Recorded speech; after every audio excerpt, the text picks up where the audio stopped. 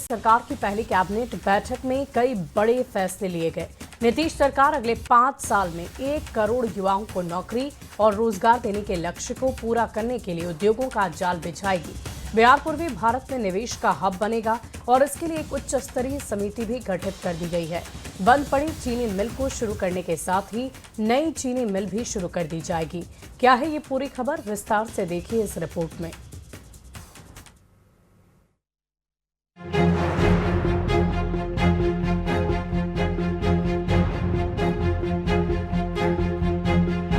नीतीश की नई सरकार बिहार को एक नई रफ्तार देने के लिए एक्शन में आ चुकी है।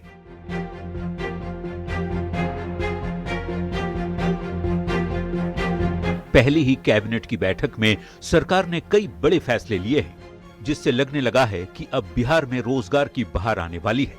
5 साल में 1 करोड़ नौकरी और रोजगार का लक्ष्य रखा गया है। बिहार में उद्योगों का जाल बिछाने का लक्ष्य भी तय किया गया है। बिहार में न्यू एज इकोनॉमी के निर्माण का लक्ष्य रखा गया है। बिहार को एक वैश्विक बैक एंड हब बनाया जाएगा। बिहार में नई चीनी मिलों की स्थापना भी की जाएगी। पुरानी बंद पड़ी चीनी मिलों को शुरू किया जाएगा। साथ ही आर्टिफिशियल इंटेलिजेंस मिशन की भी स्थापना की जाएगी। इन फैसलों को जमीन पर उतारने के लिए कैबिनेट में एक उच्च स्तरीय समिति भी गठित की गई है, जो निवेश, उद्योग और रोजगार के मॉडल पर अपनी रिपोर्ट देगी। कुछ निर्णय हुए हैं, वो उद्योग के जाल को बिछाने का है और बड़े पैमाने पर रोजगार सृजन का है।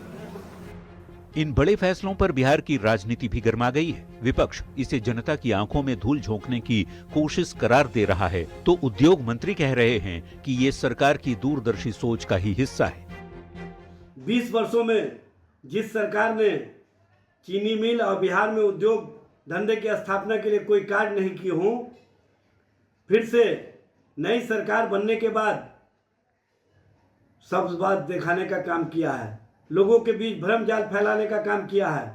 बिहार के औद्योगिक क्रांति को गति देने और राज्य को आत्मनिर्भर बनाने के लिए उद्योग विभाग की बहुत बड़ी भूमिका है और हमारा लक्ष्य है कि बिहार को निवेश हब बनाया जाए, जहां हर वर्ग के लोग उद्यमिता से जुड़ सकें और रोजगार के लिए अवसर सृजित कर सकें।